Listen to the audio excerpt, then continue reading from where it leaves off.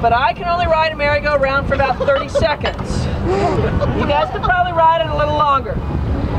But you're still going around in a circle, right? You get dizzy, don't you? Imagine you're doing this for 4 hours. And it's rocking. So, to keep your mind occupied, what you do is you sing songs. Kind of like cadences in the military to keep everybody on the same step. On board a ship, they're called shanties, which are a type of song. Now, those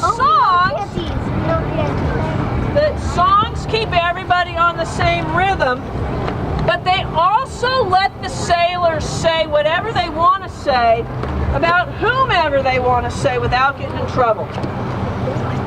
So if they were down there on that hatch during their free time and they wanted to talk about the captain and how unfair the captain was being, they could get in trouble for it.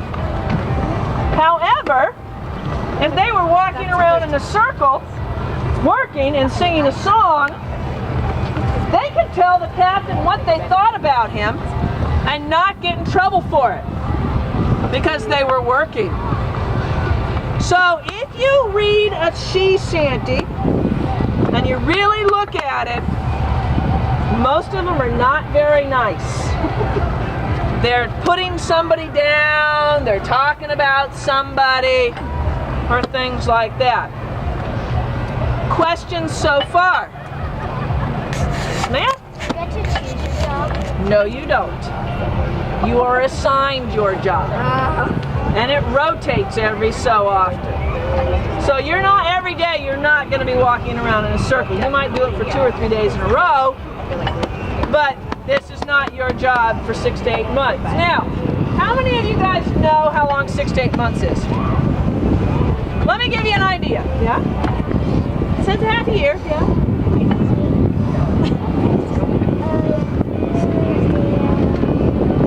Okay. 46 to 58 days. All right. Think about the first day of school. You walk into school, teacher says, "Hi, how you doing?" turns around and locks the door. And does not let you out until the last day of school. That is 8 months. That is how long you are going to be confined on this ship.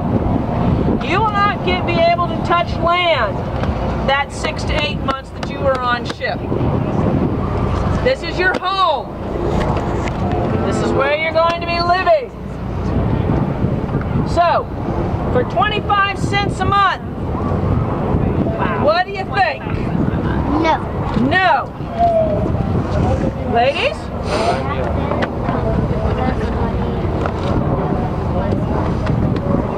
It was 25. This was the best paying job, but if you knew what you were getting into when you signed up to be a sailor, you think you'd do it? No. Not by today's standards. We would. Yes, sir. Excuse me, but I have to admit, I got into a lot of trouble, and they said either I go to jail or I go on the ship. So I decided to go on the ship, I'm ashamed to say. Well, conditions were probably a little bit better than they we're talking back then. They're not as good, but they are a lot better. Now, what I would like to do is I'd like to show you the officers' quarters. So very carefully come down either side of this step. It's not called a kitchen on board ship. This is the galley right here. So all food for 70 men was cooked on this stove.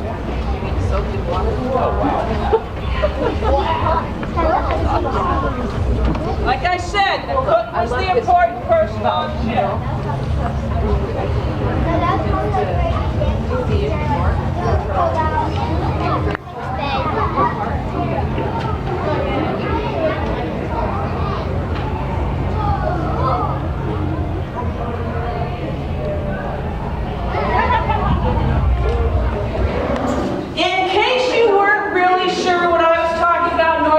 South America, you couldn't really visualize it. Here's the map I was talking about. In the late 1800s, this was not here. This was added when she was going up to Alaska in her last job. This would have been all open deck like what we saw there. And we know that because if you look at that wall right there, it has portholes on it. Oh, yeah. That's so the captain could look out and see what was going on with the ship. Now, here's what I would like to do. The first thing you're going to do, not yet, don't do it yet, is you're going to stand on that stool right there and look in through that porthole to see the captain's quarters, his bedroom. Then what you're going to do is you're going to go through the doorway over there, and on your right-hand side, behind the doors, that's where the officers would live. You'd have 2 officers to a room, a morning officer and a nighttime officer. So when the nighttime officer was on duty, the daytime one was sleeping and vice versa, so they were 2 officers were never in the same room together at the same time. Then on the left-hand side, you're going to see a kitchen. Now the captain, the officers, the captain's wife, and the captain's children all ate the same food as the sailors, but they would have access to salt, pepper, spices, canned fruits, canned vegetables, things to make their meals taste better. Then you're going to come into this nice room, what I call the living room today. The wife called it her parlor. The captain called it the business office. Then when you come around the corner, you're going to notice 2 bunk beds, a bathroom, the other side of the captain's quarters, and then you're going to go up some very steep stairs. Please hold on to the railings. Now, safety message. Everybody's eyes and ears. Everybody's eyes and ears. If you go near the edge, please do so. It's really cool to look, but feet must stay on the floor, and your hand must be on the railing. Okay? Because if you're climbing on those railings and you suddenly fall overboard for whatever reason, you're going to hit the water and it's going to be a belly flop, so you don't want to be hurt. And you're going to be wet, and it's going to be cold, all that. So, feet on the floor, hands on the railing. All right? Excellent.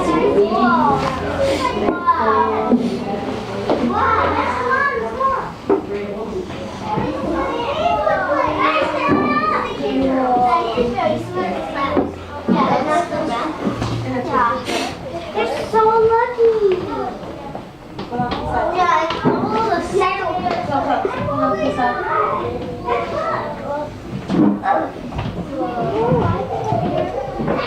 Hold on to the railings, remember?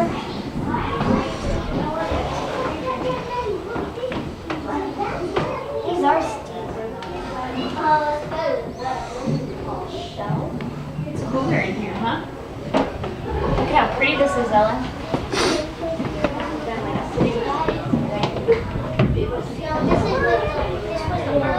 Carlo, yeah. You know Carlo's another city.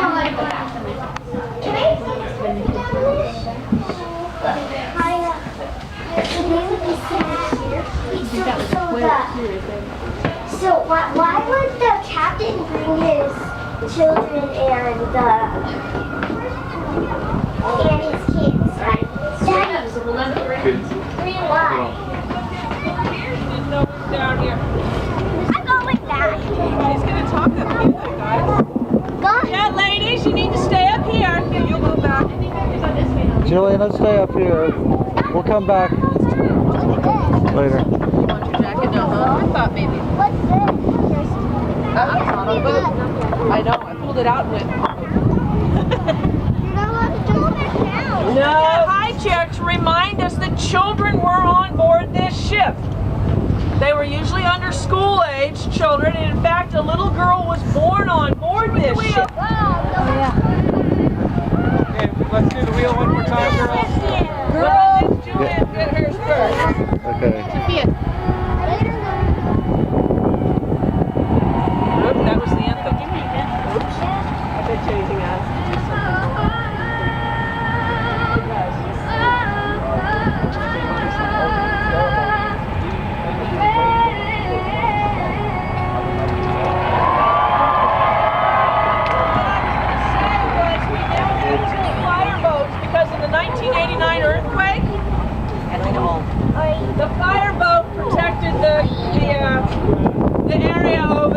they got a second fireboat. They were getting ready to get rid of the fireboat. It's in a warehouse until we get that building fixed, and then it'll be. Tiffany, do you want to take a picture of us tonight? All right, ladies, you all right? You done? We get our pictures? All right, I got one. This was your school bus or your passenger bus of the day. There were over 100 of these things working on the bay. So to help you get the wiggles out, what I want you to do, there's no running, but you can walk fast in whatever car you want to drive, because we're going to pretend to drive up on to the Eureka to get your wiggles out. I like this one. You'll notice it says A. Palladini, established, which means started, in 1865. They're wholesale fish dealers. Today when we want fish, most of us go to the grocery store and get our fish. What used to happen is the fishermen, all those fishing boats right over there next door to us, would go out late at night and come back early in the morning, about 2 or 3 in the morning. There'd be all of these pickup trucks covered with ice in the back that would be lined up. The fishing fleet would come in, they would sell their fish to these fish dealers. Fish dealers would load the fish up in the back of their pickup trucks. If you look here though, they actually started out with mustard. Didn't sell real well, so they went to chocolate. And if you look over here, you see the milk jugs. Nice. This cart in the morning would go around to all the farms who had milked their cows, and all the milk was in these milk jugs.